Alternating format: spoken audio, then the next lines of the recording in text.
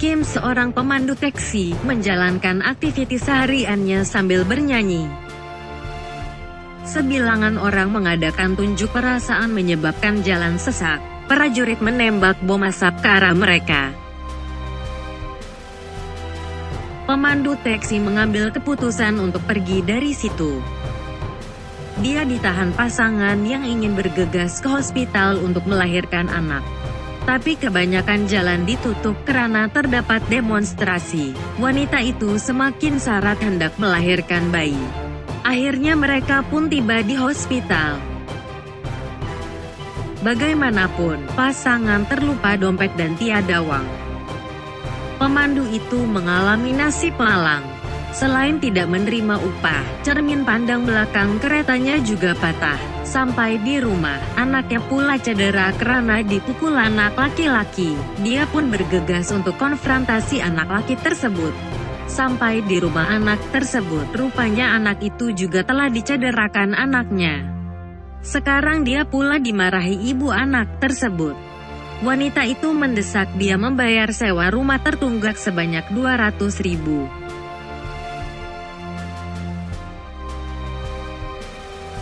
Seorang lelaki pendatang telah tiba dari Jerman. Seorang pemandu taksi bermegah mengatakan dia telah mendapat satu kontrak lumayan, membawa pelanggan warga asing ke Guangzhou. Kim memasang telinga terhadap perbualan mereka dan merancang untuk merampas pelanggan tersebut. Dia cepat-cepat ke lokasi disebut pemandu tadi dan memaklumkan bahwa dia adalah pemandu yang akan membawanya ke Guangzhou. Warga asing itu pun mengucapkan selamat tinggal kepada kawannya dan masuk ke dalam taksi.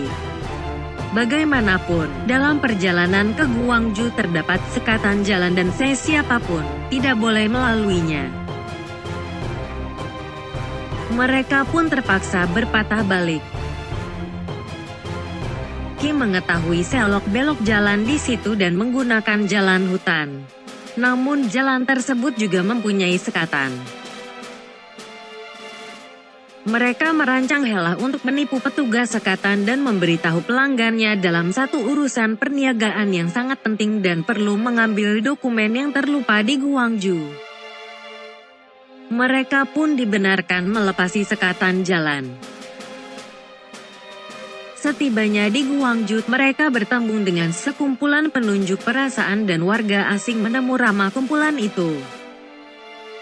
Kumpulan itu mengajak wartawan, Hin, Reuters, mengikuti kumpulan mereka dan mereka pun pergi meninggalkan Kim. Kim bertemu wanita tua yang meminta membawanya ke hospital untuk mencari anaknya. Di hospital dia terkejut melihat anaknya cedera teruk sehingga hampir pingsan. Kim membawa Hin, Reuters meronda di jalanan dan penduduk Guangzhou amat gembira dengan kehadirannya. Wartawan itu merekam gelagat penduduk Guangzhou yang bergembira dan melompat-lompat. Di atas bangunan, dia merekam prajurit mengepung penunjuk perasaan dan menembak bom asap ke arah mereka. Keadaan sudah menjadi tegang dan penunjuk perasaan saling tikam-menikami ke prajurit.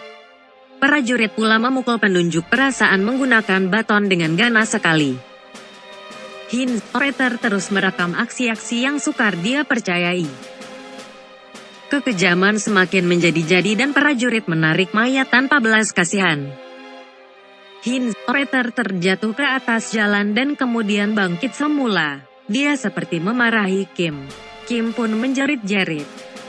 Keadaan menjadi semakin teruk dan kelihatan seperti peperangan. Kini asap sudah ada di mana-mana. Prajurit memukul orang awam dengan sesuka hatinya.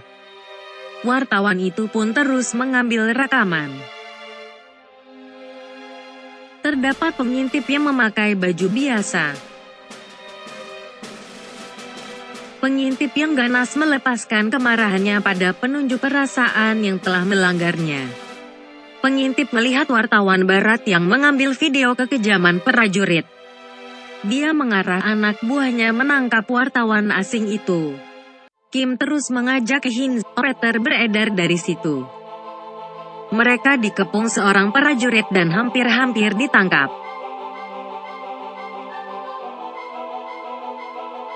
Operator memberi uang kepada Kim, tapi Kim enggan menerimanya.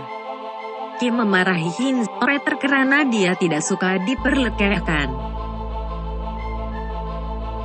Kim tercedera, hidungnya terkena kereta.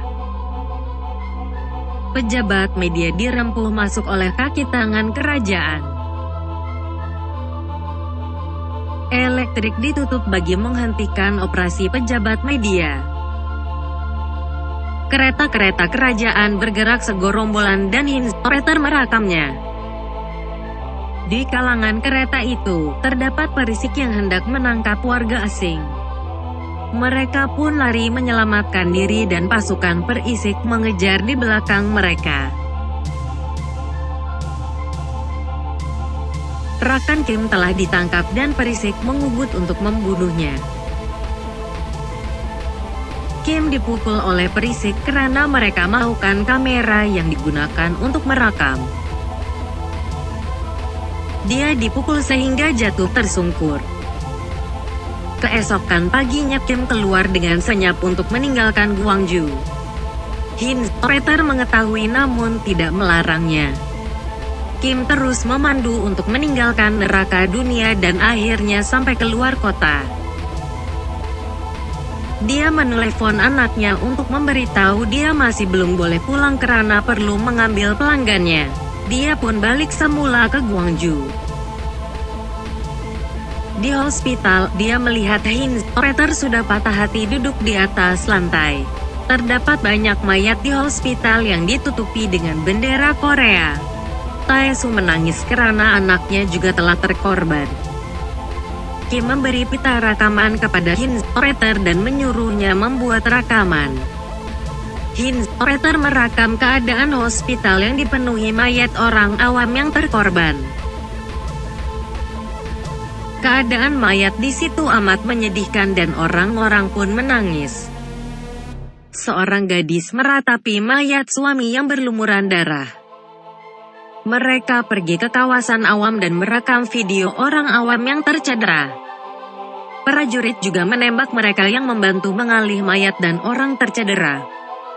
Semua yang masih hidup pasti akan ditembak para prajurit sehingga mereka rebah ke jalanan.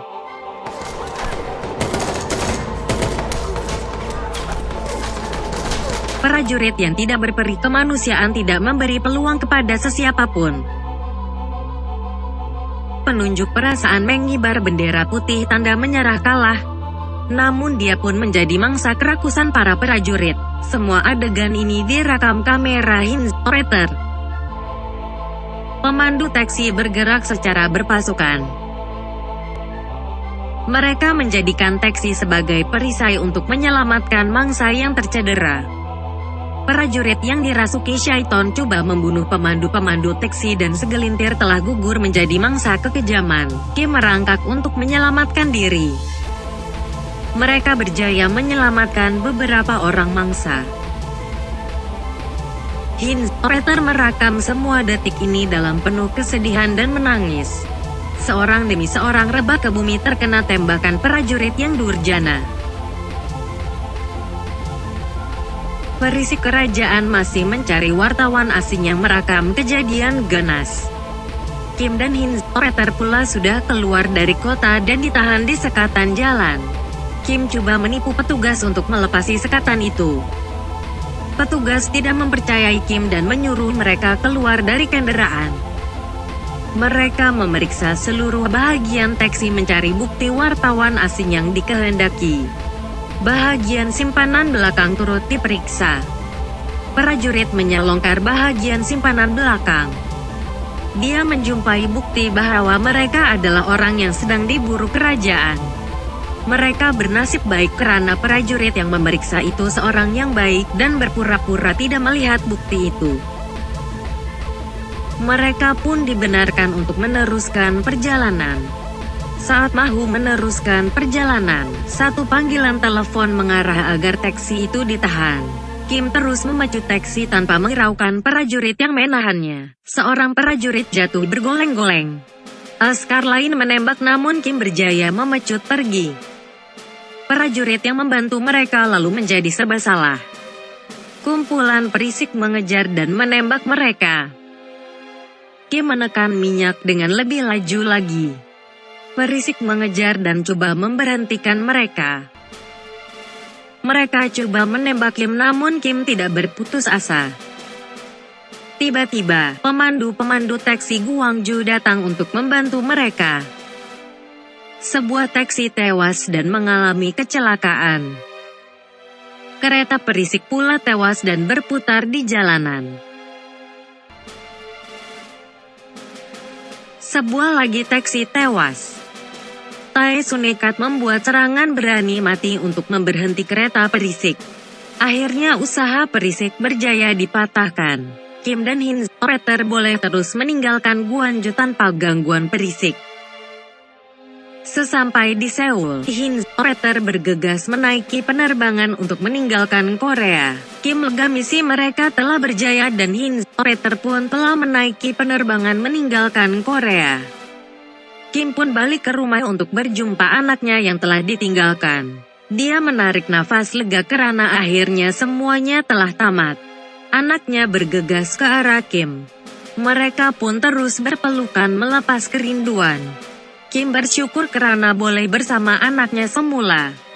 Berita kekejaman kerajaan di Guangzhou akhirnya terpapar di kaca televisyen.